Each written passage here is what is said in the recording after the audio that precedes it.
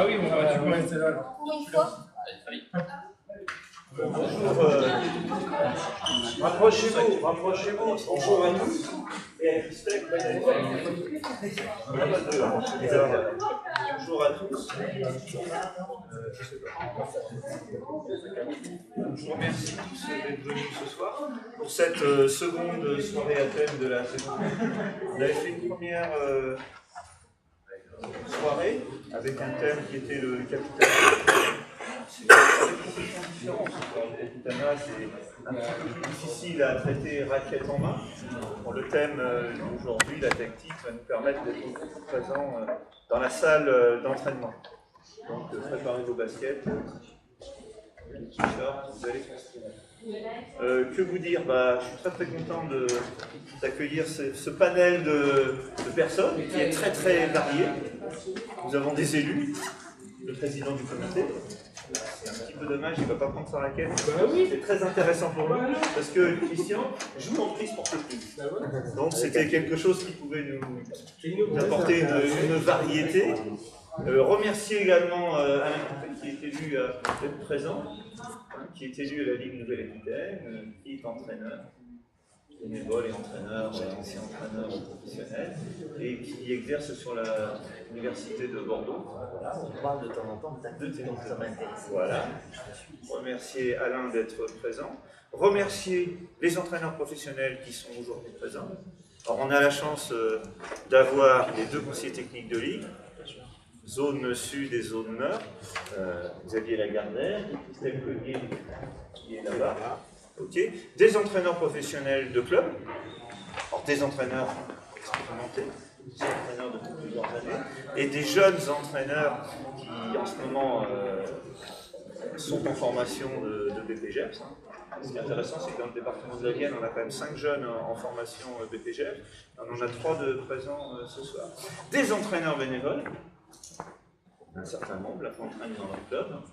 Je vous félicite, parce que comme Christian sait très bien que j'attache beaucoup d'importance à ce que peuvent faire les entraîneurs bénévoles dans leur club. Il n'y a aucune raison qu'ils fassent moins bien qu'un professionnel. Il faut simplement les accompagner, les motiver. Okay. Et les joueurs passionnés, parce qu'il y a également des joueurs passionnés qui sont là, qui viennent un petit peu pour progresser dans le tennis de table.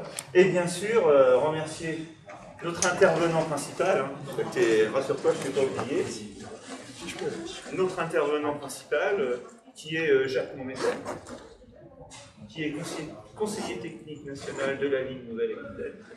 Donc c'est le patron de la technique, tout ce que peut comporter la technique, le développement, la formation des entraîneurs, le sportif, la formation des jeunes, etc.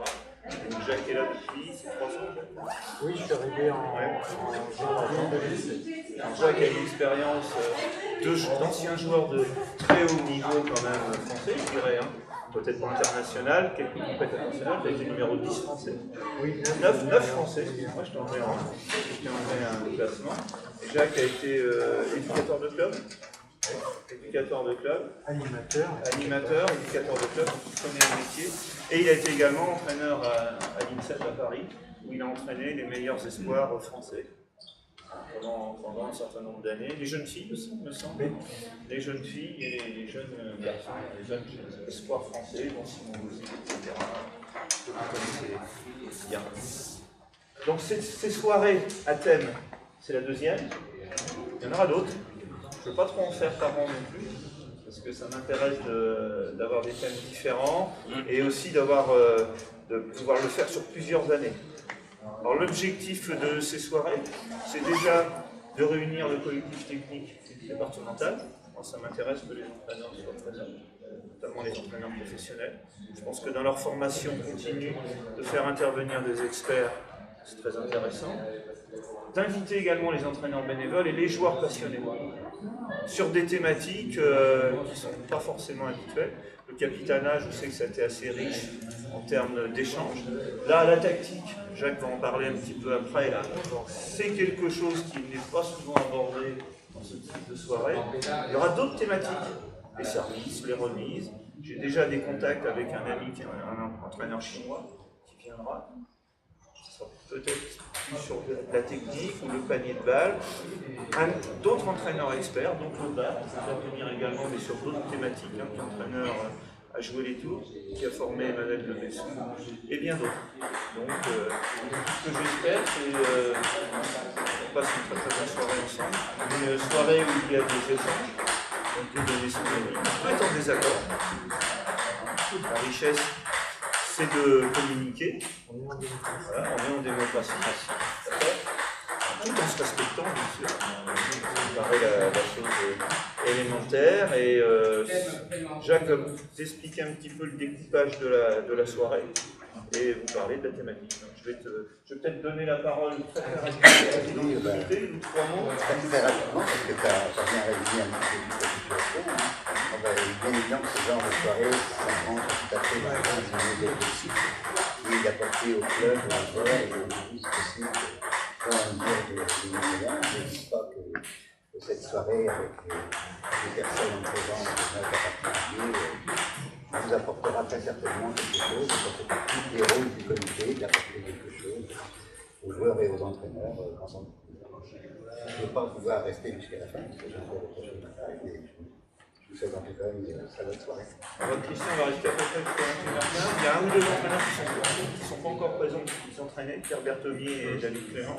Dès qu'ils seront présents, on fait une petite photo de groupe, de façon à l'avoir tout de suite. Parce que peut-être qu'il y en a qui partiront pour une seule raison. J'aime bien avoir une vidéo avec tous les participants. Donc je m'occuperai, mais promis, ça ne durera pas plus d'une minute. Jacques. Oui, merci Jean-Claude. Alors il est 9h moins le quart, on n'a pas beaucoup, c'est une soirée qui est quand même assez courte pour parler de la tactique. Je veux simplement remercier sincèrement Christian et Jean-Claude pour ces initiatives qui me semblent intéressantes dans notre développement global sur l'ensemble de la région. Je souhaite que ces initiatives donnent envie à d'autres départements de se lancer, que ce soit sous cette forme-là ou d'autres formes, pour faire avancer notre pratique, voilà, sur le grand territoire qui est la Nouvelle-Aquitaine. Moi, je suis un homme de terrain, donc vous imaginez bien que je suis heureux d'être là et de partager avec vous cette passion qui est le ping-pong, cette passion de pratiquer cette discipline et aussi de réfléchir sur elle et de l'enseigner. Voilà, donc pour moi c'est un plaisir d'être là et d'évoquer mon approche, et je remercie une nouvelle fois Jean-Claude et Christian parce que c'est, je trouve très intéressant à un moment donné de se poser et de réfléchir sur les choses et notamment sur notre discipline. Chose peut-être que étant jeune, j'ai pas pris le temps et j'avais pas peut-être l'environnement que certains ont aujourd'hui. C'est un contexte complètement différent, des outils différents, on en parlera, des outils différents. Hein. Aujourd'hui, on a accès à tout ce qu'on veut par rapport au tennis de table, que ce soit sur la tactique, sur la préparation physique, sur la notion de concentration, de préparation mentale. Bref, si on veut être curieux, on a accès à tout. Et à mon époque, qui est quand même déjà un petit peu loin, on n'avait pas cette chance. Mais on pouvait être curieux. Et je pense que je ne l'ai pas été assez à ce moment-là. Voilà. Et je le suis devenu par la suite. Donc voilà, merci pour ça aussi. Donc, oui, moi j'ai répondu bien évidemment présent à l'appel de Jean-Claude par rapport à la tactique. Il y a deux choses dans l'intitulé, c'est comment le travailler à l'entraînement, et la deuxième chose, être performant en compétition, voilà, sur le thème de la tactique. Donc, comme on ne pourra pas traiter tout ce soir, on a fait des choix avec Jean-Claude, parce qu'on peut parler de tactique en simple, mais on peut parler de tactique en double. D'accord? Et et on le voit dans la situation de doute, je pense que c'est un bel outil d'apprentissage pour tout le monde, nos petits et nos grands, sur notamment un des outils qui me semble important dans l'aspect tactique de notre sport, c'est le placement de la balle sur la table. Voilà, le placement de la balle sur la table. On a d'autres outils, hein, d'accord? Je pense que vous les connaissez tous. Est-ce que quelqu'un, voilà, quelle vision vous avez des outils qui peuvent nous alimenter notre thème de ce soir, qui est la tactique?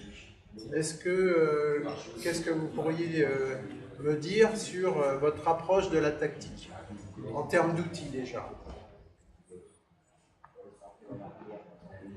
Pensez à ce que vous faites devant la table tout simplement en jouant en compétition. Service avec Ah oui, mais le service, c'est quoi? C'est quel est l'outil que l'on utilise au service? On a parlé des placements de balles. Donc le placement de balles, c'est un outil qu'on peut utiliser au service. Mais est-ce qu'il y a un autre outil qu'on peut utiliser au service? Au service. Vas-y, dis-le fort, il faut le dire fort. La rotation, les effets. Les effets. Voilà un deuxième outil. Les effets. D'accord? Le placement, les effets. Est-ce qu'il y en a encore? Est-ce qu'il y a d'autres choses au service? Puisqu'on a choisi le service. la surprise, Pardon? La surprise. Oui. D'accord? Donc là, on va parler de camouflage, de maquillage, d'accord? De l'intention et de la variété d'effets que l'on va, ou de placement de balle que l'on va essayer d'obtenir. de longueur. De longueur. Très bien. Donc c'est l'énergie que l'on va donner à la balle. D'accord? Voilà un autre outil. Voilà tout. Voilà. Pardon? D'accord. Les principaux ingrédients par rapport au service que l'on peut utiliser avec une connotation tactique. Très bien. Donc on voit la complexité de notre sport. D'accord? Et ce qu'on voulait vous dire avec Jean-Claude, donc c'est qu'on avait choisi d'utiliser le 1 contre 1 pour travailler ce soir, d'accord? Et qu'on allait travailler sur deux parties. Une partie où on va travailler essentiellement sur les placements de balles, d'accord? Alors pas au service sur cette partie-là. Hein. Sur la première partie, on va travailler sur les placements de balles,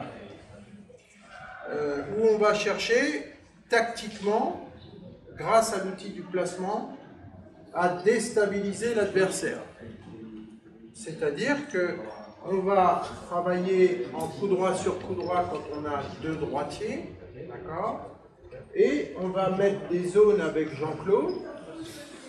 On va partir de cette situation avec deux zones où on voit qu'on peut déséquilibrer l'adversaire sur le petit côté du coup droit ou sur la zone qui correspond à cette zone ici, d'accord, que l'on appelle la zone du coude pongiste, du ventre pongiste. On l'appelle, voilà, c'est pour moi. Je nomme souvent le couloir coude, parce que pour moi, le coude, il est aussi sur une balle courte. À partir du moment où le joueur doit faire le choix entre le revers et le coup droit, on est dans le couloir coude. Et c'est très important dans cette zone milieu ici.